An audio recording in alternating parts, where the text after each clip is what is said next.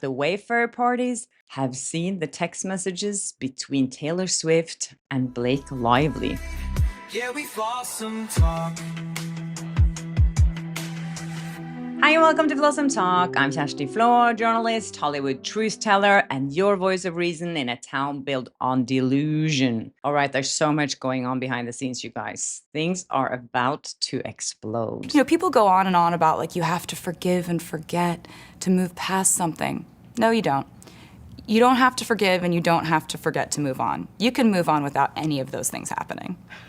You just become indifferent and then you move on. Thank you, Darla, for sending me that clip. And I'm sure she's never going to forgive Blake Lively for what she did to her. Anyways, Perez Hilton, who is also coming on my show tomorrow, so you have to watch that episode. He's revealing a lot of what went on behind the scenes when he was subpoenaed by Blake Lively's team and everything he went through mentally and physically and how much it affected him and also what he thinks is going on behind the scenes right now. So stay tuned for that tomorrow.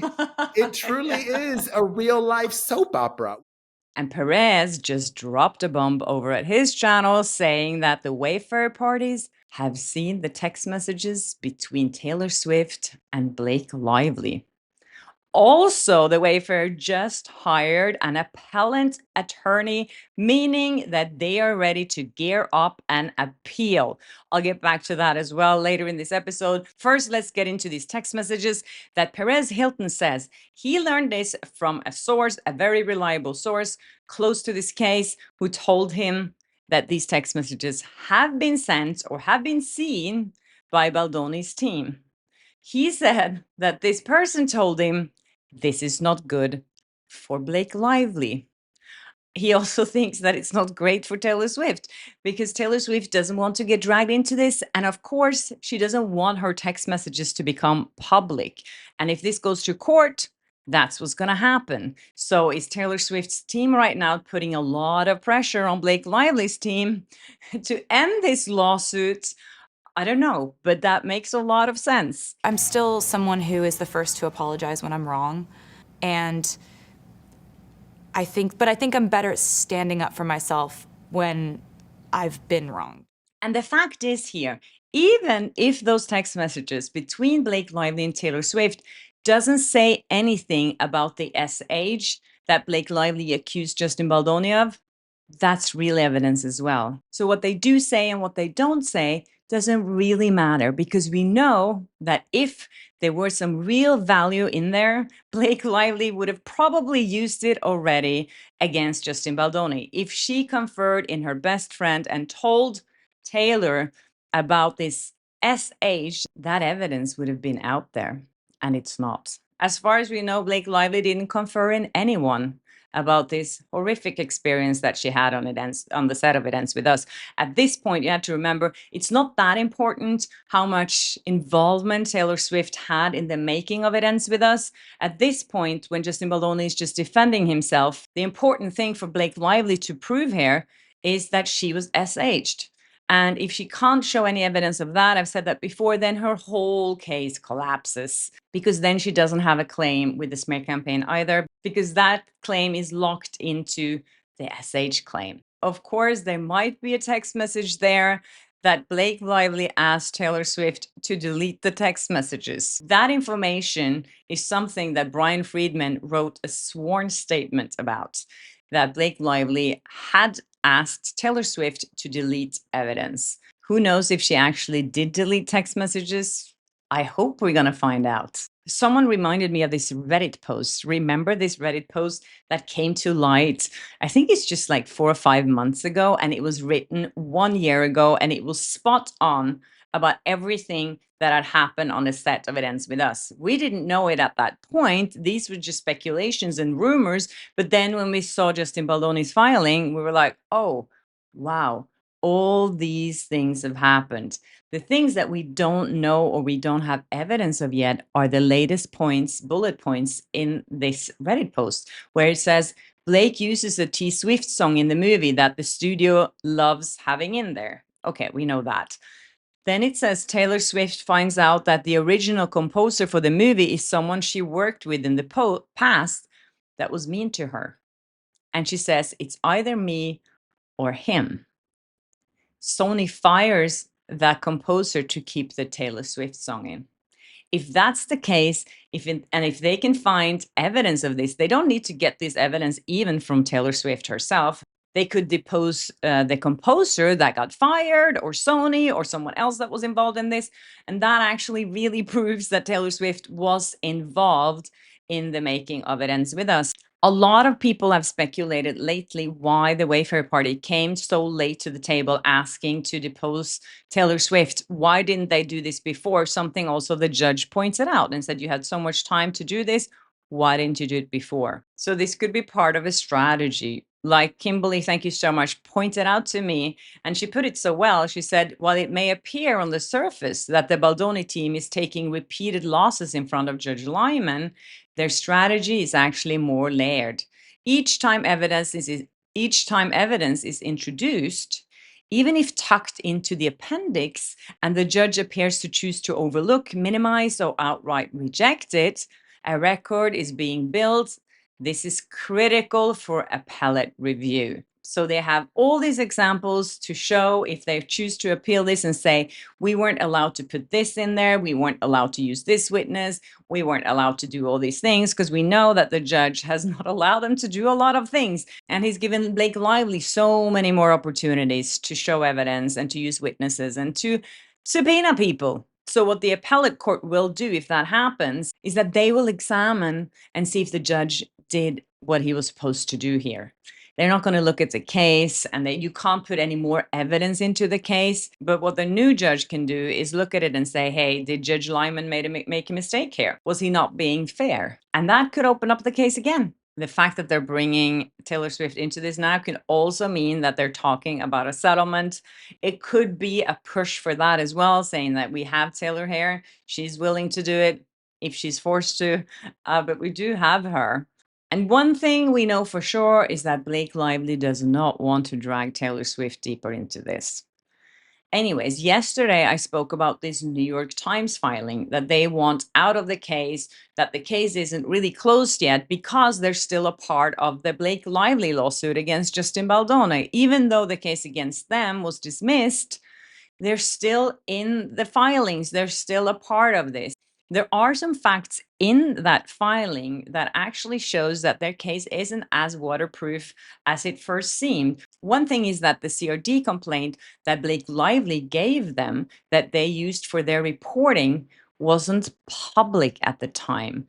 And those CRD complaints are not filed publicly. So they can't claim that they used public information. There are these little details in there that makes it possible for Baldoni to actually appeal this. And it seems like that's what he's going to do, because yesterday he hired 2 new lawyers.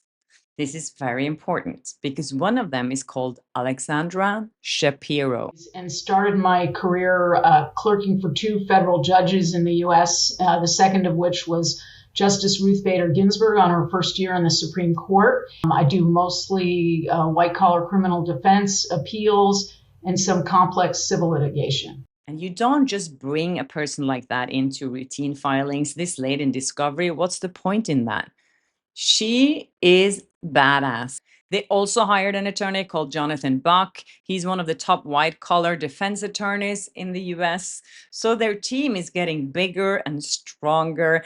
And now, I didn't know this, now if the judge actually finally rules on the New York Times and say, okay, you are completely out of this, then Baldoni can finally appeal that. I don't know when that's going to happen, if he's going to do it tomorrow or if he's going to wait a little bit. But it seems like now this is a clear sign when they're bringing in these people that something is brewing. There's another document that was just unsealed, by the way, an Exhibit A that Blake Lively used in that letter to the judge last week when she was asking the judge to rule that Justin Baldoni should pay her millions and millions and millions of dollars.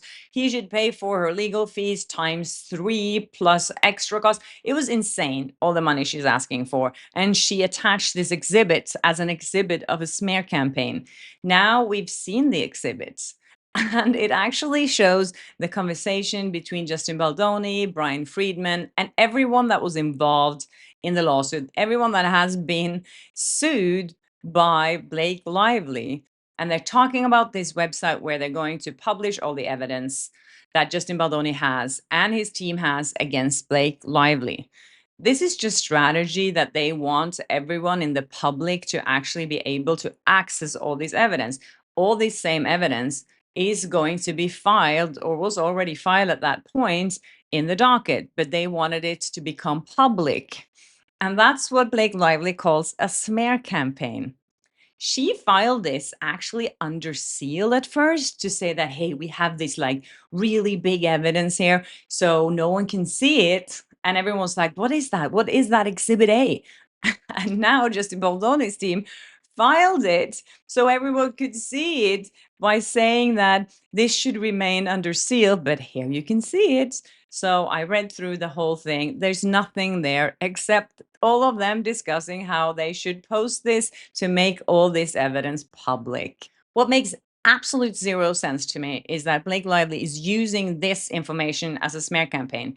This so-called smear campaign is only related to her actually suing Justin Baldoni and has nothing to do with her SH complaint. And the thing is, even if she would call this, or even if the judge would call this smearing, it's not illegal because it's just a reaction to the lawsuit she filed. So how can she use any of this information in her favor? It actually just favors Baldoni and the Wayfarer. Yeah, this is exactly what she keeps doing. She keeps creating this illusion of a smear campaign and this illusion of SH. She can hide her evidence all she wants, but we know it's nothing there. Anyways, in the meantime, Ryan Reynolds has been working hard again to look like a nice guy. He just donated £10,000 to a 13-year-old girl with cancer, which is a nice thing to do, but who planted that story in BBC? That's my problem here. I think it's great that he's giving this girl an opportunity. I think she's going to New York for Christmas because she loves Home Alone, the movie, and she wanted to go there, and he's paying for that, which is really nice. But we all know he's just doing it for PR, and it doesn't make us forget about how rude he was to that kid on the red carpet last week. Also out in the open right now is Isabella Ferrer. It says here on Just Jared that she was heading back into the public eye after becoming part of it ends with us legal battle, blah, blah, blah. She has a different hair color now. Maybe she's trying to not get recognized. I don't know. She looks kind of sad in the photo, I think. Maybe it's just a posing thing. Some celebrities think that if they look sad or angry in photos, it's a cool look. I don't know. But, or maybe she's sad because she's finally been subpoenaed. Who knows? Anyways, thank you guys so much for watching. I really appreciate all your support. And please, again, watch my episode tomorrow with Perez. I really, really enjoyed interviewing him or meeting him. And I'm sure you're going to really enjoy our conversation. And yes, if you haven't subscribed yet, please do and hit the notification bell so you don't miss an episode of Flawsome Talk. And I'll see you in my next one. Bye. Oh my God. You know, I know, but I'm going to guess with you the same is true. I mean, it's just ridiculous. Yeah, we Flawsome Talk.